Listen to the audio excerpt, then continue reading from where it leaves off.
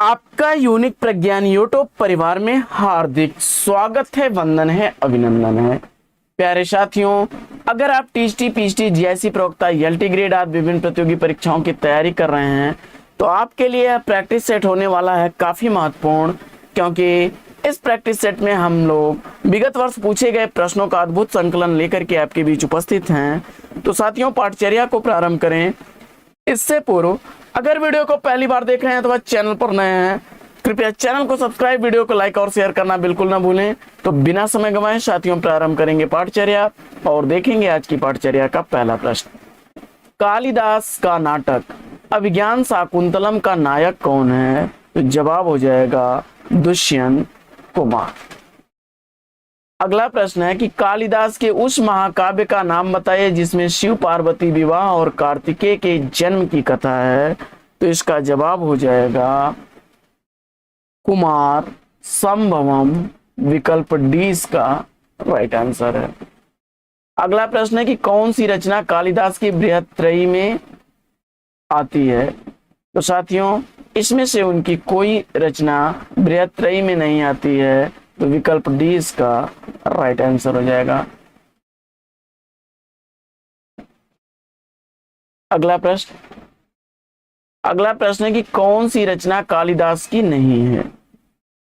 तो इसमें से ऋतुसंहारम, मालविका अग्निमित्रम और विक्रमोर्वशीयम कालिदास की रचना है, आचार्य दंडी की रचना है काव्यादर्श, विकल्प सी इसका राइट आंसर है। अगला प्रश्न है कि उर्वशी अपने पुत्र आयुष को किस ऋषि के आश्रम में छिपा रखा था? तो उर्वशी ने अपने पुत्र को च्यवन ऋषि के आश्रम में छुपा रखा था, विकल्प बी इसका राइट आंसर है। अगला प्रश्न है कि टुकड़े टुकड़े दास्तान आत्मकथा के लेखक कौन हैं? टुकड़े टुकड़े दास्तान आत्मकथा के लेखक अमृतलाल नागर हैं, विकल्प डी इसका सही जवाब। अगला प्रश्न है कि लगता नहीं है दिल मेरा, इस कृति की लेखिका कौन है? तो जवाब हो जाएगा यह कृष्णा अग्निहोत्री की रचना है, विकल्प बी इसका राइट आंसर। अगला प्रश्न है कि भारत में प्रगतिशील साहित्य की आवश्यकता के लेखक कौन है?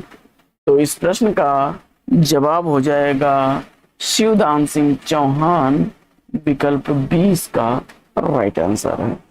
आइए बढ़ते हैं अगले प्रश्न की तरफ। और अगला प्रश्न है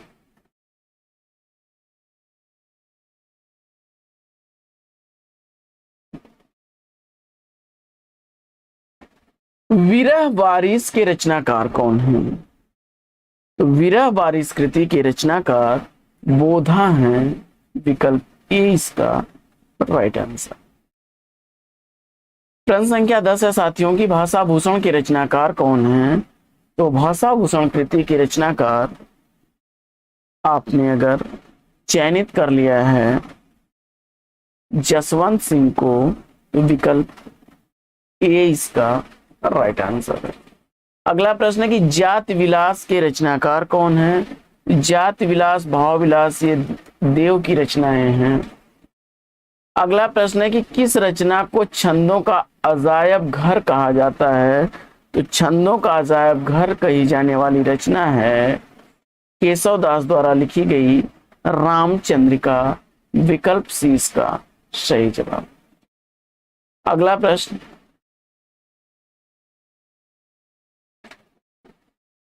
प्रश्न है कि सीख लीनो मृग मीन मृग खंजन कमल नयन सीख लीनो जस यो प्रताप को कहानो है। यह पंक्तियां किस कवि की हैं? तो जवाब हो जाएगा ठाकुर की, विकल्प ए इसका राइट आंसर। अगला प्रश्न है कि इनकी सी विशुद्ध सरस और शक्तिशालिनी ब्रजभाषा लिखने में और कोई कवि समर्थ नहीं हुआ, यह पंक्तियां किसके संदर्भ में हैं?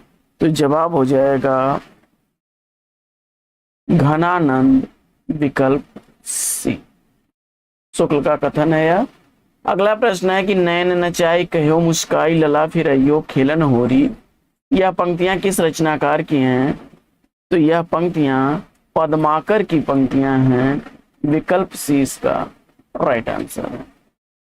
अगला प्रश्न है कि रीत काल की रीत सिद्ध काव्यधारा के कवि इसमें कौन है? तो रीत सिद्ध काव्यधारा के कवि बिहारी हैं। विकल्प डी इसका राइट आंसर है। 2004-2002 का पूछा गया प्रश्न है।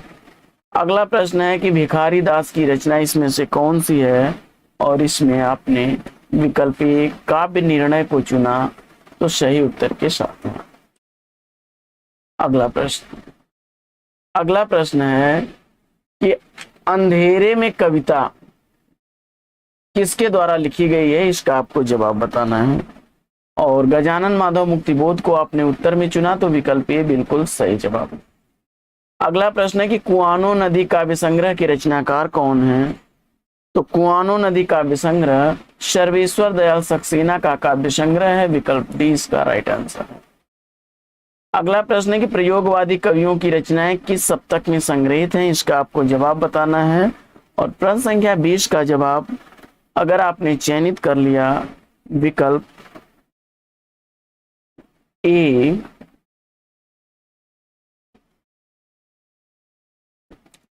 तार सप्तक, तो राइट आंसर है आपका।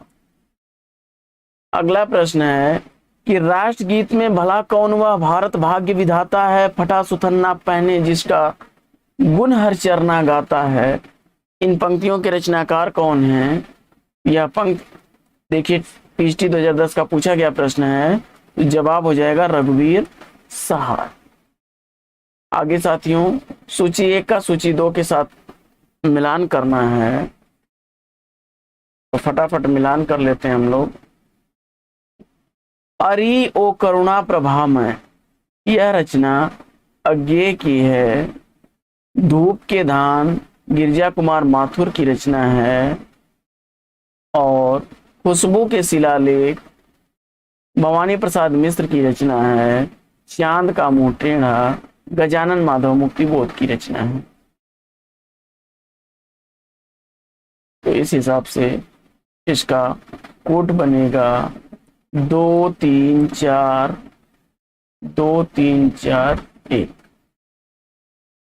अगला प्रश्न है कि संवेदनात्मक और ज्ञानात्मक संवेदन सूत्र के प्रयोक्ता कौन है?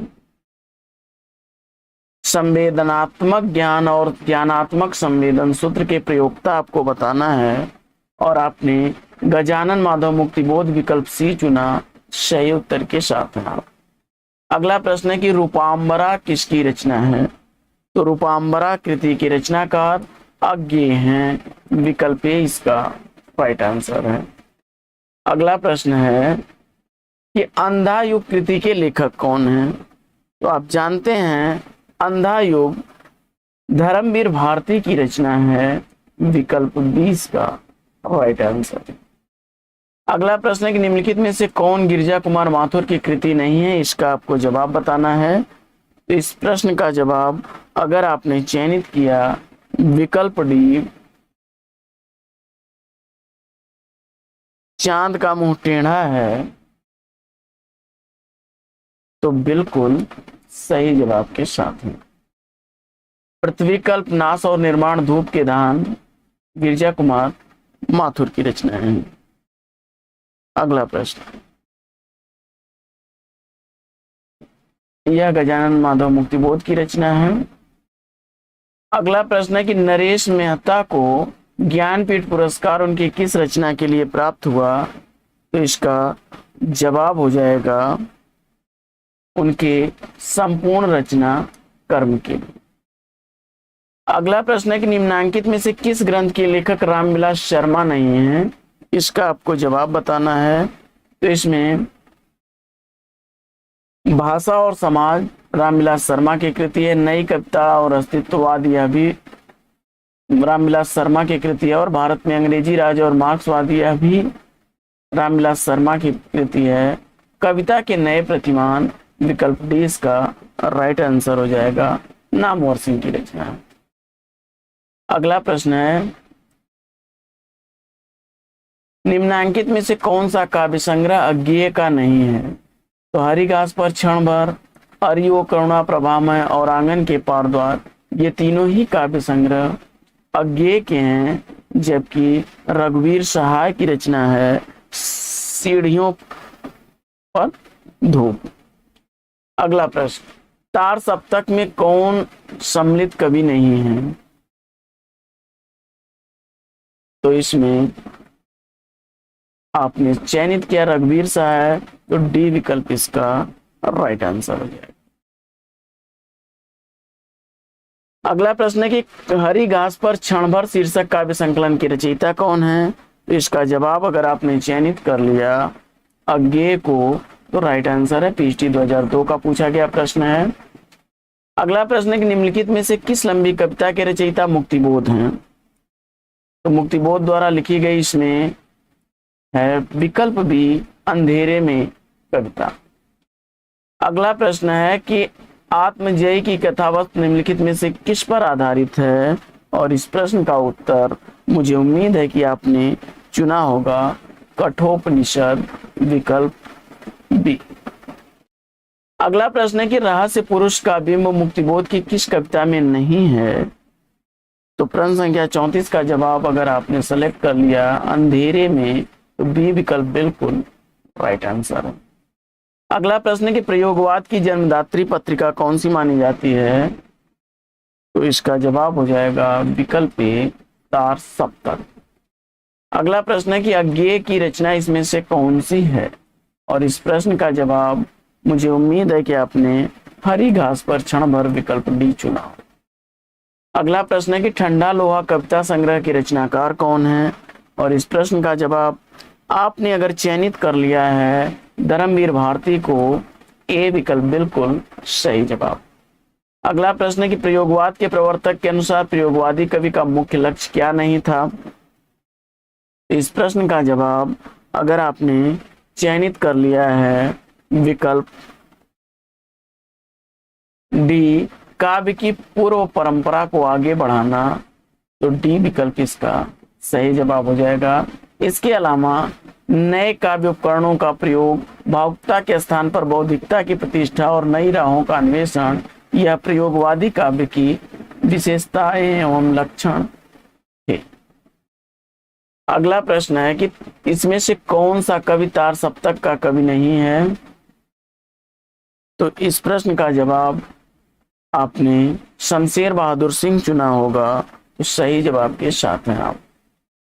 अगला प्रश्न है कि अज्ञेय कौन से वाद के कवि हैं? प्रश्न संख्या 40 का जवाब मुझे उम्मीद है कि आपने चुना होगा प्रयोगवाद, विकल्प बी। अगला प्रश्न है कि चांद का मुंह टेढ़ा कृति के रचनाकार कौन है? चांद का मुंह टेढ़ा या गजानन माधव मुक्तिबोध की रचना है, बी विकल्प इसका सही उत्तर है। प्रश्न संख्या 42 है कि अज्ञेय की असाधारण वीणा किस प्रकार की काव्य कृति है? तो आपने अगर इस प्रश्न का उत्तर चयनित कर लिया है लंबी कविता, तो बिल्कुल राइट आंसर के साथ है। अगला प्रश्न है कि अज्ञेय का पूरा नाम आपको बताना है। बड़ा ही आसान सा प्रश्न है और मुझे उम्मीद है कि आपने विकल्प सी का चयन किया होगा, तो विकल्प सी इसका राइट आंसर है। सच्चिदानंद हीरानंद वात्सायन अज्ञेय। अगला प्रश्न है कि संत साहित्य में प्रयुक्त बंक नालिका पर्याय निम्नांकित में से कौन नहीं है? तो इस प्रश्न का जवाब अगर आपने चुन लिया है वक्रनाल, तो बी विकल्प इसका राइट आंसर है। अगला प्रश्न है कि निर्गुण काव्यधारा की प्रवृत्ति क्या है? तो निर्गुण काव्यधारा की प्रवृत्ति इसमें से मुझे उम्मीद है कि आपने चुना होगा रूढ़ियों एवं बाह्य आडंबरों का विरोध, विकल्प सी। अगला प्रश्न है कि कबीरदास किस काव्यधारा का प्रतिनिधित्व करते हैं? तो कबीरदास प्रतिनिधित्व करते हैं संत काव्यधारा का, विकल्प ए इसका राइट आंसर है। अगला प्रश्न है कि इनमें से कौन सा कवि संत कवि नहीं है? तो इनमें संत कवि के रूप में तुलसीदास नहीं है, डी विकल्प इसका राइट आंसर है। अगला प्रश्न है कि निर्गुण संत कवियों में सर्वाधिक शास्त्रज्ञ और सुशिक्षित कौन थे? और इसका उत्तर मुझे उम्मीद है कि आपने चुना होगा सुंदरदास, विकल्प बी। अगला प्रश्न है कि ज्ञानाश्रयी शाखा के प्रमुख कवि कौन हैं? तो ज्ञानाश्रयी शाखा के प्रमुख कवि कबीर दास हैं, विकल्प बी इसका राइट आंसर है। अगला प्रश्न है कि हरणे वाणी और अंगवधु किसकी वाणी के संकलन है? तो हरणे वाणी और अंगवधु दोनों ही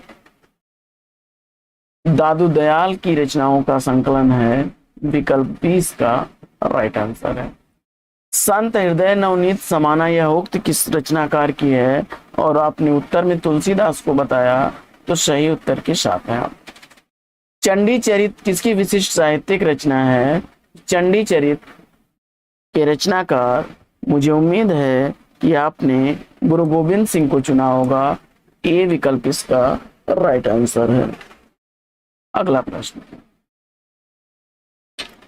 प्रश्न है कि निम्नलिखित में से संत काव्य परंपरा के अंतर्गत न आने वाले कवि का नाम क्या है? और इस प्रश्न का जवाब आपने चयनित किया नंददास, विकल्प डी, तो राइट आंसर के साथ हैं आप। अगला प्रश्न है कि अरे यावर रहेगा याद किस विधा की रचना है? अरे यावर रहेगा याद यह यात्रा साहित्य है, विकल्प सी इसका सही उत्तर है। अगला प्रश्न है कि हमारी यात्रा के यात्रा वृत्तकार कौन है? तो हमारी यात्रा यह यात्रा वृतांत लिखा गया है लोचन प्रसाद पांडे द्वारा, सी विकल्प इसका राइट आंसर है। अगला प्रश्न है कि राम वृक्ष बेनीपुरी की कौन सी कृति यात्रा वृतांत है इसमें? तो राम वृक्ष बेनीपुरी द्वारा लिखा गया यात्रा साहित्य इसमें पैरों में पंख बांधकर, विकल्प सी है।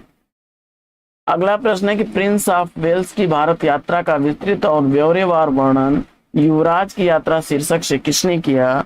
जवाब हो जाएगा चंडी प्रसाद सिंह ने, विकल्प सी इसका राइट आंसर है। अगला प्रश्न है कि चीणों पर चांदनी के लेखक कौन है?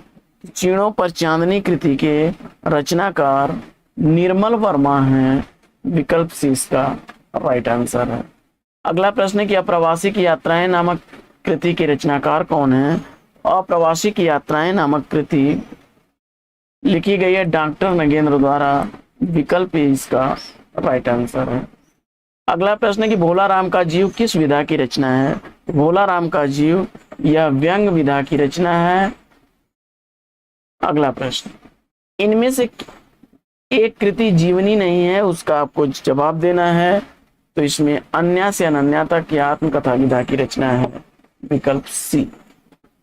अगला प्रश्न है कि निम्नलिखित में से कौन सी रचना जीवनी नहीं है?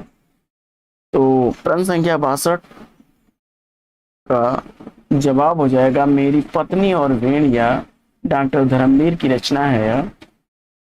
अगला प्रश्न, निराला की साहित्य साधना किस आलोचक की पुस्तक है? तो निराला की साहित्य साधना यह आलोचनात्मक पुस्तक लिखी गई है रामविलास शर्मा द्वारा। अगला प्रश्न है कि मुड़ मुड़ कर देखता हूं किसकी आत्मकथा है? तो आपने उत्तर में चुना होगा राजेंद्र यादव, तो बिल्कुल राइट आंसर है आपका। अगला प्रश्न है कि इनमें से कौन सी दलित आत्मकथा नहीं है? तो इसमें नागफनी, जूठन और मुर्दहिया दलित आत्मकथा है। पांडे बिचन शर्मा उग्र की यह रचना अपनी खबर दलित आत्मकथा की श्रेणी में नहीं आती है, विकल्प सी इसका राइट आंसर है। अगला प्रश्न है कि लगता नहीं है दिल मेरा आत्मकथा की लेखिका कौन है? तो जवाब हो जाएगा कृष्णा अग्निहोत्री, विकल्प ए इसका राइट आंसर है। प्रभा खेतान की आत्मकथा इसमें से कौन सी है? तो प्रश्न संख्या 67 का जवाब मुझे उम्मीद है आपने अन्या से अनन्या तक चुना होगा, तो सी विकल्प बिल्कुल राइट आंसर है। अगला प्रश्न है कि दलित विमर्श पर आधारित जूठन किस लेखक की आत्मकथा है? और उत्तर में आपने ओम प्रकाश वाल्मीकि जी को चुना, तो बी विकल्प बिल्कुल सही जवाब है। अगला प्रश्न है कि अपने अपने पिंजरे किस दलित लेखक की आत्मकथा है? अपने अपने पिंजरे आत्मकथा के लेखक हैं मोहनदास नैमिष राय, विकल्प ए इसका राइट आंसर है। एक कहानी यह भी किसकी आत्मकथा है? एक कहानी यह भी आत्मकथा की लेखिका मन्नू भंडारी हैं, विकल्प ए इसका सही जवाब। प्रश्न संख्या 71 है कि गुड़िया भीतर गुड़िया किस विधा की रचना है? गुड़िया भीतर गुड़िया आत्मकथा विधा की रचना है, विकल्प बी इसका सही जवाब। प्रश्न संख्या 72 है कि सुधिया उस चंदन के वन की किसकी रचना है? तो सुधिया उस चंदन के वन की इस कृति के रचनाकार विष्णुकांत शास्त्री हैं, सी विकल्प इसका राइट आंसर है। अतीत के चलचित्र किसकी रचना है? और आपने उत्तर में महादेवी वर्मा को चुना, तो बी विकल्प बिल्कुल सही जवाब। आखिरी चट्टान तक रचना के लेखक कौन है? तो आखिरी चट्टान तक यह मोहन राकेश की रचना है, विकल्प ए इसका राइट आंसर। अगला प्रश्न है कि यात्री मित्र यात्रा वृतांत के लेखक कौन है? यह सत्यदेव परिव्राजक की रचना है, सी विकल्प इसका राइट आंसर है। निम्नलिखित में से एक जोड़ा संस्मरण का गलत है, उसका आपको चयन करना है। तो स्मृत की रेखाएं राम नरेश त्रिपाठी की रचना नहीं है, विकल्प ए इसका राइट आंसर है। अगला प्रश्न है कि आवारा मसीहा के लेखक का नाम बताइए। तो आवारा मसीहा कृति के लेखक विष्णु प्रभाकर हैं। 30 दिन मालवीय जी के साथ पुस्तक के रचयिता कौन है? तो 30 दिन मालवीय जी के साथ यह राम नरेश त्रिपाठी द्वारा लिखी गई रचना है, विकल्प सी इसका राइट आंसर है। अगला प्रश्न है कि हमारी जापान यात्रा किसके द्वारा लिखा गया यात्रा वृतांत है? इस प्रश्न का जवाब हो जाएगा कन्हैया लाल मिश्र। महादेवी वर्मा की रचना पथ के साथी किस विधा के अंतर्गत आती है? तो यह एक संस्मरण विधा की रचना है, सी विकल्प इसका राइट आंसर। और अगला प्रश्न है कि सरयू पार की यात्रा किसकी रचना है? और आपने उत्तर में अगर भारतेंदु हरिश्चंद्र को चुना, तो डी विकल्प बिल्कुल सही जवाब। और अगला प्रश्न है कि राहुल सांकृत्यायन कृत घुमक्कड़ शास्त्र किस विधा में लिखा गया है? इस प्रश्न का जवाब हो जाएगा विकल्प सी यात्रा वृतांत। तो साथियों, आज की पाठचर्या लेगी यहीं पर विराम। वीडियो अगर अच्छा लगा हो तो वीडियो को लाइक और शेयर कर दीजिए। चैनल पर पहली बार है तो चैनल को सब्सक्राइब कर लीजिए। फिर मिलते हैं आपसे अगले वीडियो में एक नए प्रकरण, एक नए टॉपिक, एक नए अंदाज में। तब तक के लिए लेंगे आपसे विदा। आपका जीवन मंगलमय हो। वेस्ट विशेष बेस्ट ऑफ लक। जय हिंद साथियों।